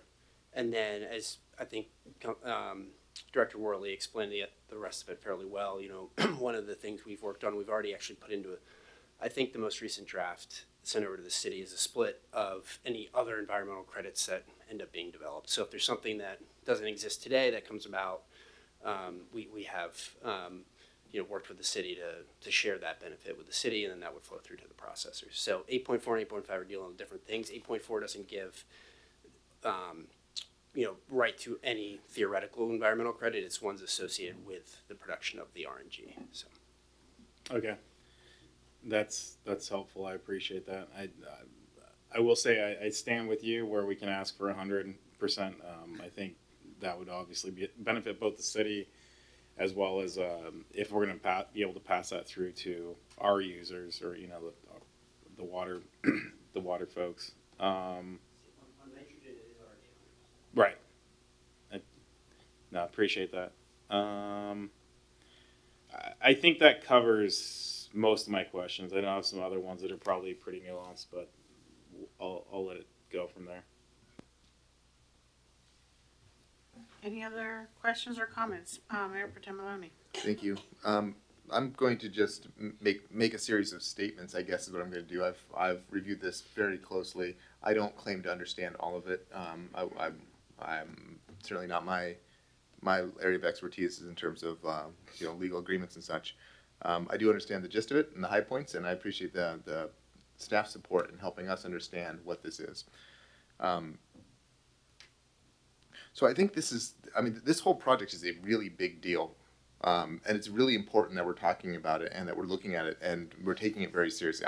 I know I'm taking it very seriously. Staff has always been taking it seriously, and this council is taking it seriously. Because it's a huge deal. It's a huge price tag. I mean, this is the sort of these are numbers that are unusual for us to have to be looking at, you know, in terms of a single facility. You know, we would look at our overall budgets. Yeah, okay, this is big, but not that big. But for a single facility, it's huge, and it has a commensurate risk to the city.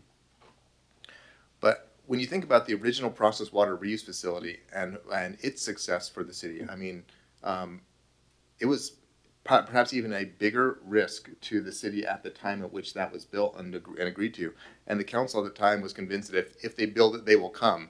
Right? That was the philosophy under which it was done, because there was no signed agreement, there was no existing processors. It was just, gosh, if we build this thing, we think that processors might move to the area and start to build out this area along the Port of Pasco. And obviously they were right, and thank goodness for that. So when we're talking about the expansion, we talk about this, you know, it's one thing to think about this in terms of of just a facility by itself. The reality is that it's both an expansion and an update to an existing facility that is already serving a lot of different users. And it's full, right? We don't have additional capacity right now for additional processors. We heard from the Port of Pasco that they have others that they were not naming, but they have other processors that say they want to come to town. We have nowhere to put their wastewater other than potentially municipal waste, and that's just the worst idea in the world.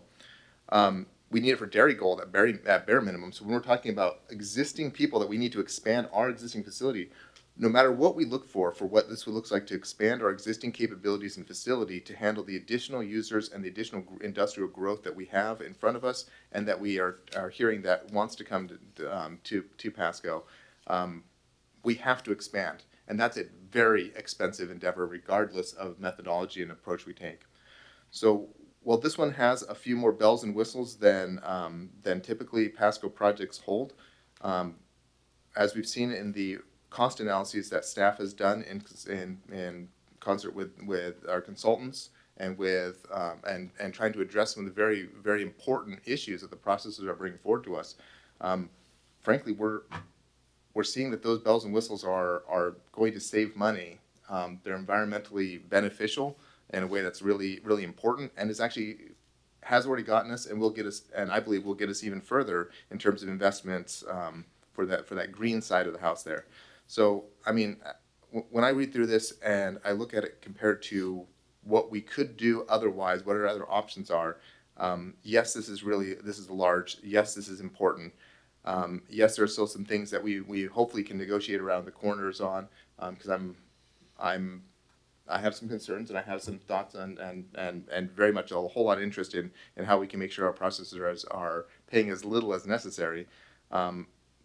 What's in front of us right now is a agreement that's been run through a lot, and this would be a delegation to our city staff to finish out negotiations and agree to an agreement that will hopefully keep costs approachable and be able to build a facility that will meet Dairy Gold's timeline that we've committed to make sure they can stand up a facility.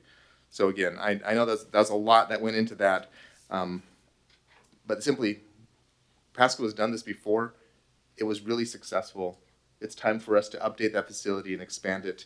And modern technology and modern approaches seems to make a lot of sense on this as well. So I will be supporting approving the agreement / the delegation of signatory authority to the city staff on this. Thank you.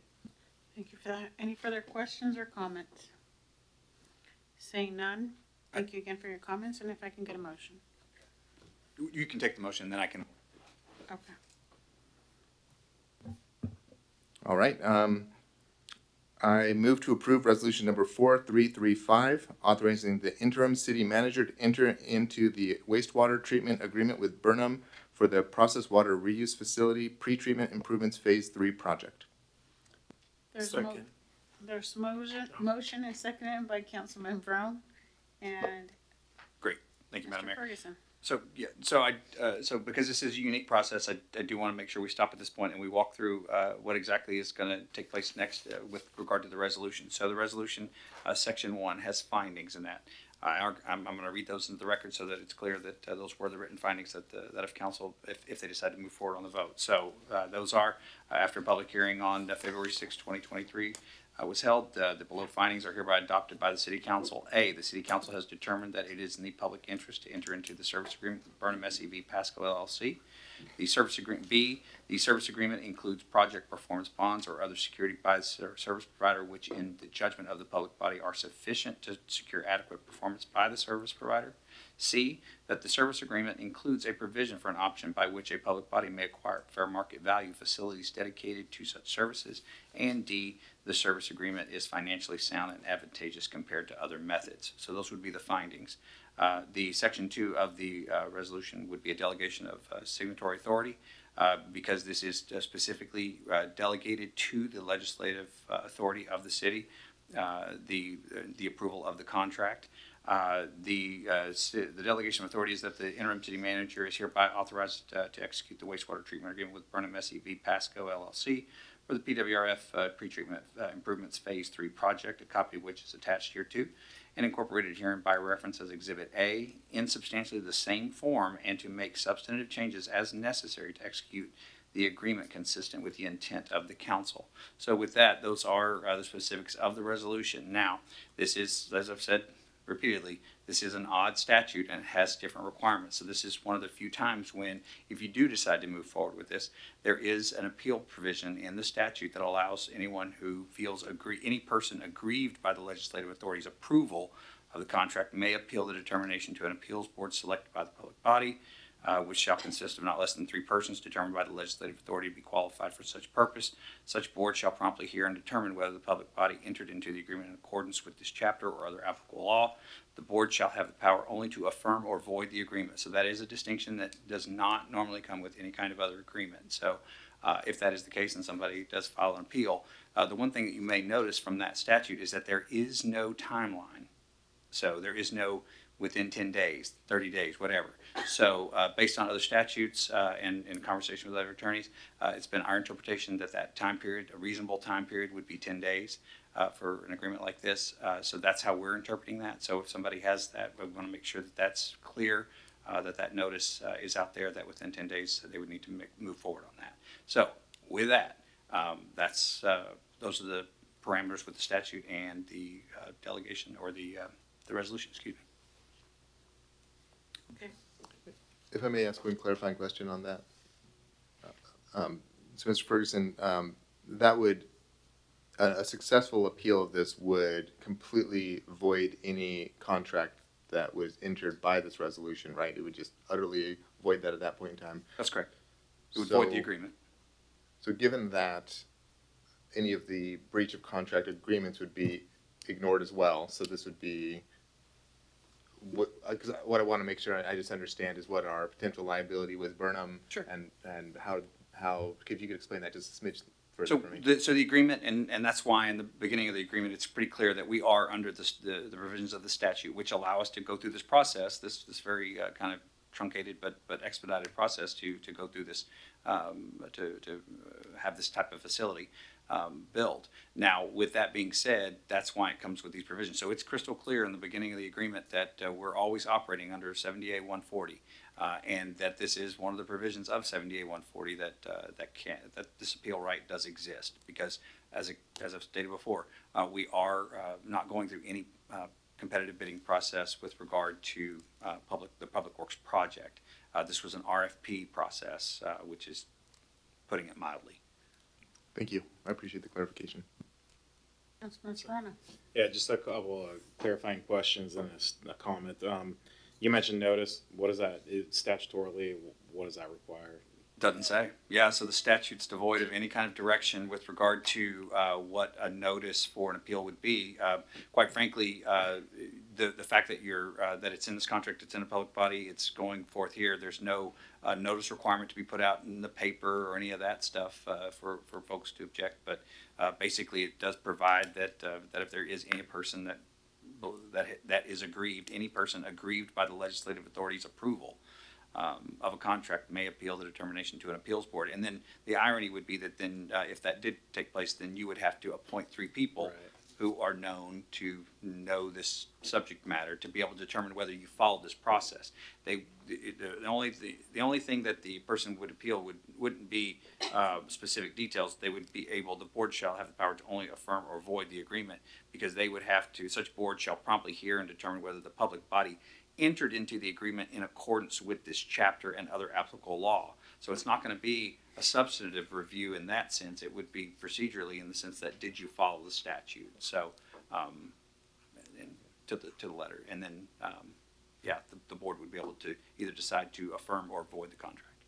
Okay, well, devoid of any real indication of how that's supposed to process, I guess I'll defer to your judgment on what best practices are, whether it's this meeting, the public nature of this, or whether or not we should put something else on the website or something of that nature. Well, I think that's one of the things that's very critical, and that's why I think we've done tried to hear this several times and held the public hearing, because this has been noticed repeatedly that this process and the statute's being utilized. So it would be really tough to argue that there wasn't an opportunity to know. And then one more question, but before I go there, as far as Section 2, I guess I'm confident with the delegation of authority, but obviously caveat that with any significant changes, please advise us before any signatures occur. I think that kind of goes without saying, but it's going with saying today. And then subsection 1D, this financially sound compared to other methods. Have we explored other methods? I mean, before I, vote yes or no, I'd like to understand. I'm saying something. What did I do? Or what did you do to let me say it? I think we put out an RFP, a request for proposal, to different companies to look at the opportunity to treat the wastewater, provide a facility, provide the financing, provide the design and the construction, and to be able to produce or create renewable natural gas from the wastewater treatment process. And so that's the process we went through. The RCW does this in lieu of going through our normal process of selecting a consultant, designing the project, putting the project out to formal bid, and then taking the lowest bidder. And so it's an opportunity to do it quicker. It's like a design build project, similar to what we did with our Zone 3 reservoir project. But we did, as part of the process, look at multiple different ways of trying to, one, treat the water, create the natural gas, remove the nitrogen, address all the elements of our land treatment system for meeting our ecology permit. We've got a facility plan that's going to ecology that looks like ecology is in approval of what we're proposing. And one of the things that they look at is the financial viability of the project as well. So everybody that's looked at it appears to be saying that this is a good option and financially feasible. Thank you. Any further comments? Just on the financially sound piece of it, Director Worley, one of the concerns that was brought up from the process water use process users were that the overall cost to each, and so was that addressed? We have tried to look at multiple different ways of reducing the cost. Burnham, when they were preparing the estimate for the cost of construction and the cost of design, put out an RFP of their own, and so they looked at design firms, construction firms, trying to get, and they got bids from multiple different agencies to try to find the most effective, most cost-effective team of designers and builders in order to meet the schedule that we have to be ready for the Dairy-Gold wastewater and their new plant. And so while we wish the costs were much lower, given the reality of today, those are the costs, the best costs that they were able to get given the situation that we have. And so I would also mention that you have seen that built into the fee is revenues that come in from renewable natural gas. There's revenues that come in from the investment tax credit.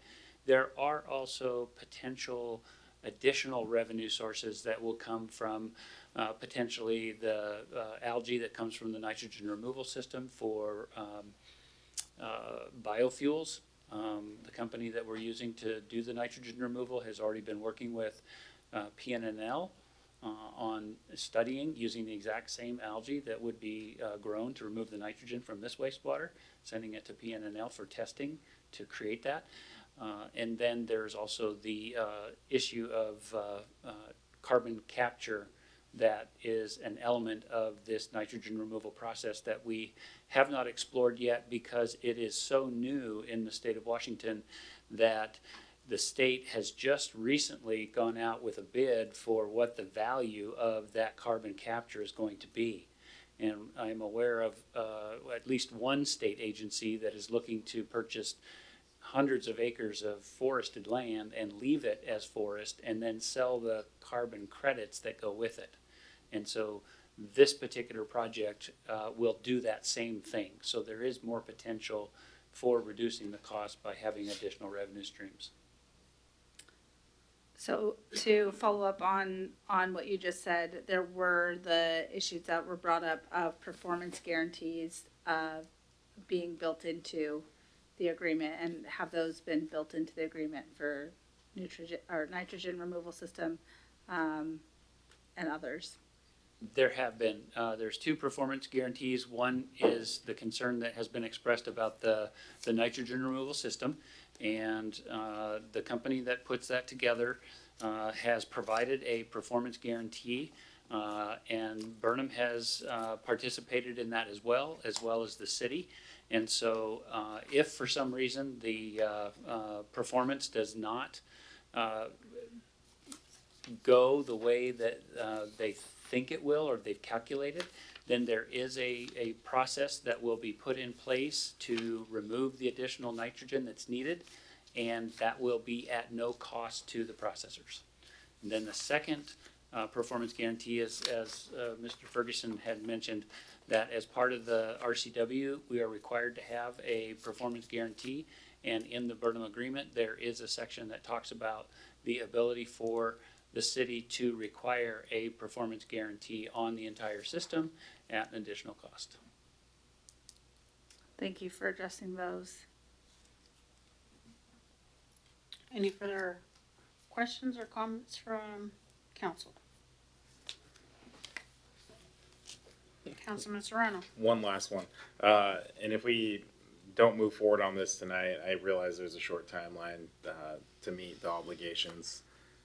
What exactly is at risk? What we have right now is that there is a guaranteed maximum price contract for the construction of the project that has been negotiated, and there is a timeline to get that moving forward with a notice to proceed.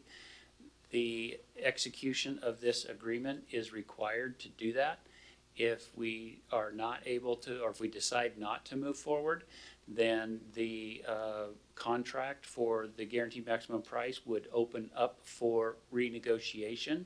And given the current economic climate in our country right now, it would likely end up being more expensive by the time it was renegotiated.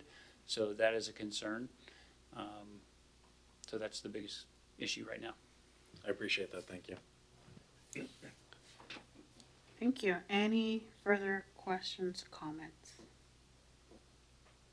Seeing none, there was a motion and it was seconded by Councilman Brown. All those in favor say aye. Aye. Aye. Could we do roll call for that? Let's do a roll call vote. They were all scattered.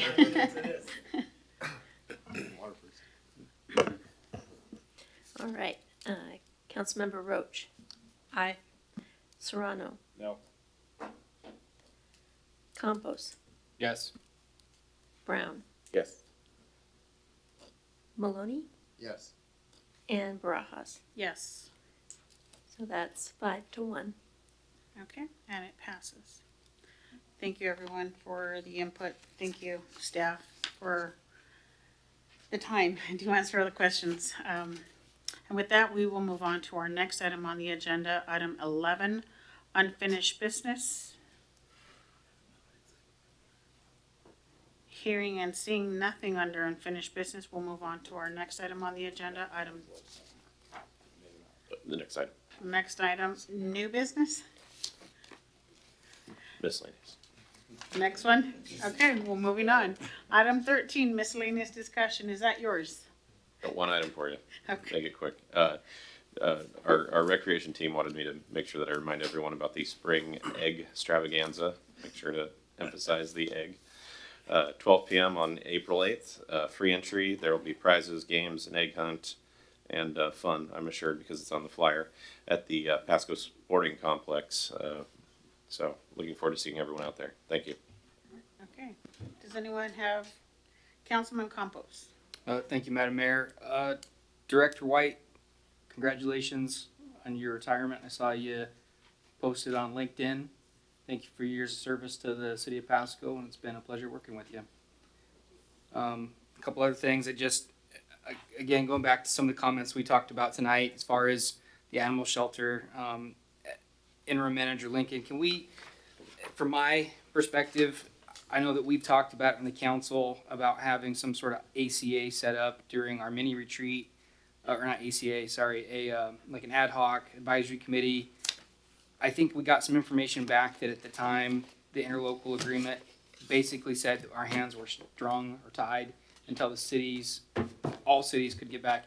Can we get more clarity on that coming back when we revise that? We don't need clarity tonight, but I think it would help refresher for me when I'm trying to engage with some of these community members who are very concerned about this, if I was on the same page as what my memory serves. So that would be super helpful. And again, if members of the community are reaching out and trying to get some of your time, I would encourage you to try to meet them halfway. I realize that I'm not one of the 4 that has to make that suggestion, but I think it would help. To me, it seems like a lot of the concerns or comments is that just unfamiliar with how Pasco's government set up, which you can't fault anybody for that, but it does get challenging when we want to provide some of that feedback to them and it doesn't feel like the right avenue. And so whatever you could do to help kind of buffer, put that information out there, I think would benefit all of us, especially the people who are concerned about what's going on at the animal shelter. I think I had one more thing, and if I can think about it, I'll come back to it. Councilwoman Roach. Thank you, Mayor. I wanted to just bring up something that is my personal life, but as a public servant, sometimes you have to share things that are happening in your personal life in the public sphere so that people don't go, well, where are you? So on Thursday, I'm having major surgery, and I plan to be absent the following council meeting. And while I am bummed to miss out on some of this action that we are really getting into and picking up speed on big items, I don't think that I will be in a physical state to definitely join Monday, and I'm requesting to be excused for that, and then we'll plan on joining remotely through the month of April. Well, we hope you recover quick.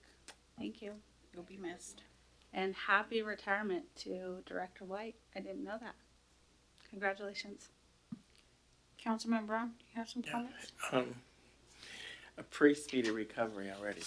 We already got you covered there. Just to kind of touch a little bit on Councilman Campos's comments on the dog shelter, animal shelter. My question would be, are we at a point to where the invitation has been set to sit at the table with whomever? If it's 30, it was mentioned earlier, where can we meet and sit down and have the discussion with all 3 cities, the animal shelter director, because they're coming this way. So if we all just sit down and have a conversation with whoever's leading the torch for the animal shelter as far as the public, let's just address it and call it a day. It's been going on for quite a while. I would like to see it addressed in a very positive way, that it's a win-win for both of us. For clarification and understanding how the process works, I think Councilman Campos touched on that earlier. You know, education is important, so learn what you're speaking about, but are we also sharing that information? We gave some comments about being proactive and getting information on websites, you know, flyers or whatever it may be. Just be very forthcoming in what's to happen regarding the animal shelter. Some of the statements were, you know, we don't know what's going on. We're euthanizing animals and no one knows about it. The historical information as to why an animal may be euthanized. Just getting the information out there and being even more transparent and a more, I don't know, speedy process. These are all just options and recommendations, but when we get to the table, what do they really want? You know, that's my question. What do you really want? I'm hearing a lot. We got the pictures up. But what do we really, really want so that we can really address it? And I think to sit down at the table, everybody involved. I know we're getting it because, you know, Pasco's, I'm going to use the word, the overseers. But the other cities need to come and take it just like we're taking it. That's just my take on it. If we're gonna do this and we're all in this together, then let's not bang us up and everybody sit down and take accountability and have a real transparent, a real transparent conversation on how do we move forward with all the concerns. Some of them, we may not be able to address or touch, but at least we had the conversation. And I think getting to the table sooner or later may stop, particular Monday nights that is happening that Councilman Campos touched on a little bit. But there are other times where we can have those conversations, I think. I'm even willing to come in and have a conversation if we got to have a conversation under much tutelage of, interim city manager, Mr. Ferguson, because you never know what comes out of those things. But we're willing to do that just to get to some resolve, because if you don't hear from your constituents, then we have more concerns rising. So I don't know where we're going to find the time to do that. I'm just getting this off my chest because every time I go to the store, it's an animal shelter conversation. I just want to buy my groceries. That's my funny for tonight. But I would like us to expedite this. So I appreciate it. We'll bring something forward for a workshop to talk about the ILA and some of the legal areas that we should be concerned about. But I do honestly and sincerely think that the option to work through the ACA board with the shelter director being present is a strong option for accomplishing what needs to be done. I think there's that's a great avenue for increased transparency, talking about policies, taking public comments. That I think is something that we haven't even had the first one yet. So let's hope that on the 13th that it's a fruitful conversation. But we'll prepare to bring something back for you all to talk a little bit about the complexity of the ILAs and what that would look like to take that next step. Thank you. Thank you. It seems the animal shelter, I'll come right back to you, Councilman Campos. The animal shelter is on the top of everyone's list up in council, so just want to let the community know that we hear you. This is not something that we're ignoring.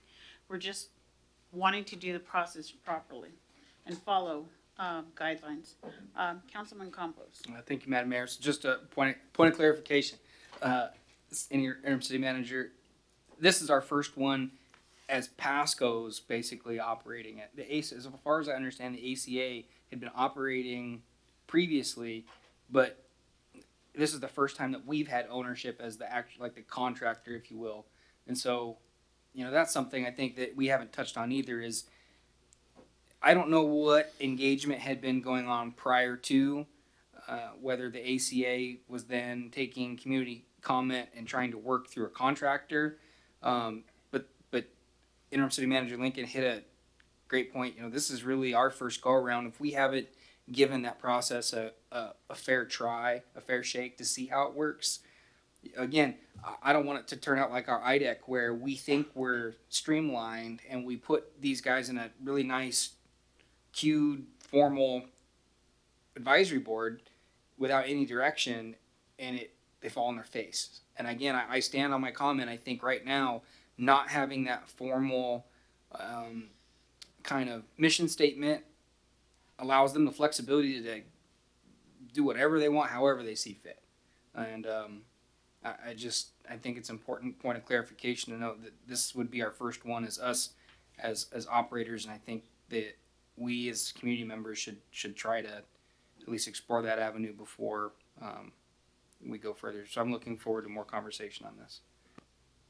Great, thank you. Any further miscellaneous discussion? Seeing none, we will move on to our next item on the agenda. Item 14, executive session. We do have a need for executive session. 14A, qualifications of an applicant for public employment per RCW 42.30.1101G for 20 minutes. And it is 9:58. We will return at 10:18.